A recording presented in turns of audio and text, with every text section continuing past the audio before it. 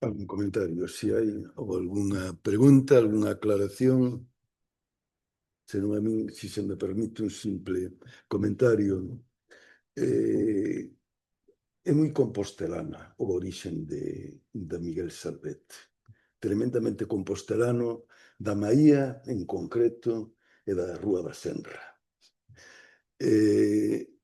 Rubira compra en Vigo unha farmacia porque mocea mentre se está facendo a mili, mocea con unha rapaza viguesa e termina casándose en Vigo e adquire a farmacia que fora previamente do pai que che dixen antes, do home de Totora Fernández de España,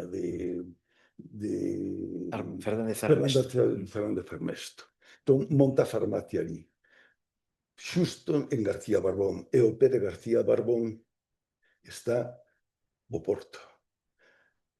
O outro, o médico, anda viaxando permanentemente en barco, está embarcado, e cando desembarca en Vigo, topa a farmacia do seu compañeiro de bacharelato, de compañeiro de mili, atopa xustamente ali, e ten unha farmacia con un laboratorio farmacéutico anexo, no que ten registradas xa especialidades farmacéuticas.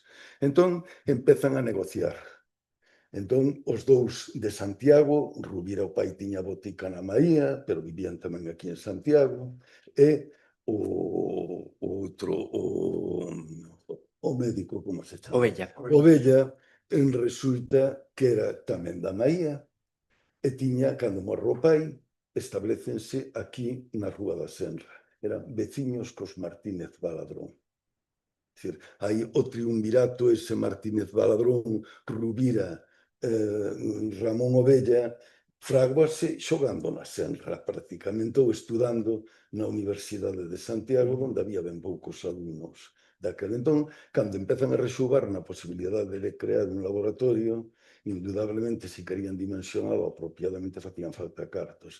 Un empeza a registrar as especialidades no laboratorio como farmacéutico responsable e outro patenta as marcas. Chegan a un acordo de tal, van fraguando unha relación. Entón, cando remata esa etapa, queren dimensionarse, hai que facer un laboratorio colectivo cun edificio novo, fan falta cartos, e de quen se lembran, lóxicamente, un veciño Baladrón, que tiña o edificio, todas as propiedades, ali en Santiago, alrededor da Rúa da Senra, tal. Eso é un proceso absolutamente lógico que veñen a buscar o accionista aquí a Santiago porque o coñecían dende pequenos.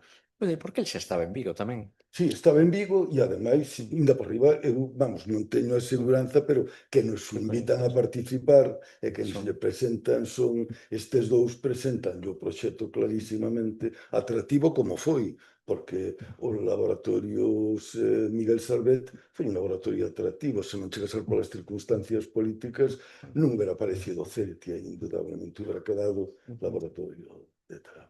Que foi aí unha... E despois outro propietario que é accionista tamén importante era porque viña vía agrarismo. Que Baladrón, ou Baladrón,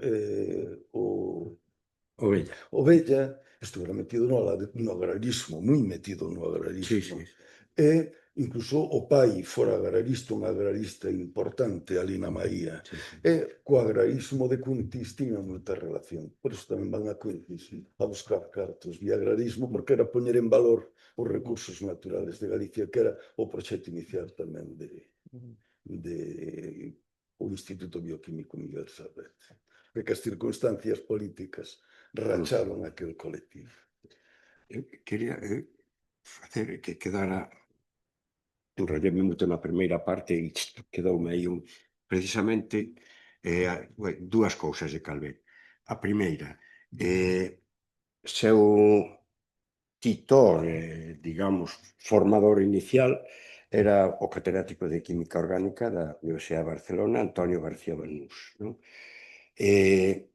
Ven aquí no ano 32 a dar un curso á Universidade de Santiago, que é un curso do aproveitamento do refugallo das fábricas de peixe para convertir en aceite ordinario, non? Que logo foi o discurso de comezo de curso creo que foi do curso 34-35 ou 35-36, e estaba moi ligado ás pesquerías e a xeite de tal para levar a cabo ese tipo de iniciativa, que claro, quedou cortada evidentemente, como quedou cortada a Escola de Calvet como formador xa no cadro que fixen do tipo de formación dentro do ámbito da formación científica, claramente. É dicir, hai xente que, por exemplo, dos que quedaron, uns xa estiveron o propio mes aquí falado antes e algún exalumno máis, e claro, unha das inclinacións de facer química era a presencia de novos institutos, institutos de nova creación, como pode ser Villalba, Ribadeo, aquí preto Noia, onde estuvo citado anteriormente, a Estrada e incluso Vigo, que Vigo era un instituto de recente creación porque os institutos eran provinciais. Entón, moita xente dedicouse á formación. E logo retornaron a investigación química coa presencia de Calveta lá, polo menos 3 ou 4 exalumnos del van a Celtia. Algúns quedaron polo camiño, é dicir, hai como se chama? Ernesto Seixo Espiñeira, que fora a Inglaterra, colleulle a guerra polo medio e estuvo traballando con Robert Robinson, que foi un premio Nobel no 48 ou 49. Moita xente que quedou tirada sin tal, pois entraron en Celtia, entraron en Ibis, entraron e tal. Faustino Cordón, por exemplo, que, Faustino Cordón que gracias a Fernando Calvet ele fixo unha tesi, seguiu a orientación dentro do ámbito da química biolóxica, non? E moitísima xente máis, pero claro, tuvo que arreglar a vida, é dicir, Calvet pasa un proceso de 8 anos sin poder volver á súa cátedra e logo é mirado de lado e non foi por unha casualidade, senón que foi sistemáticamente pedida a reclamación de tal como apuntan os 150 folios da súa causa, que estivo pedindo de forma sistemática non só o achegamento a Santiago porque tiña que estar a uns kilómetros de alá, senón porque non se facía cos avais suficientes para ser revisado o seu procedimento. Isto, claro, causoulle un estupor e cuidado. Logo xa foi a Estados Unidos, logo tivo unhas vías de ida e volta e quedou dando química técnica un tempo tal e tivose que presentar a unha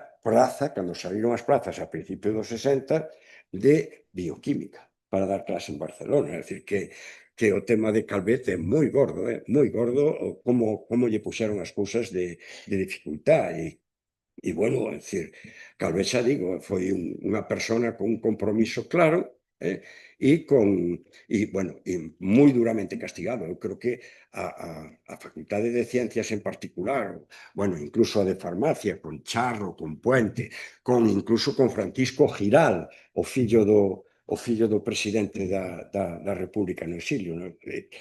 Giral colleulle un congreso en Suiza e logo xa se incorporou a outro lado, pero a Facultade de Ciencias e a Facultade de Farmacia foron moi duramente castigados. Nada máis quería apuntar ese minuto e medio. Pois, moitísimas grazas aos tres. Magníficas intervencións como era esta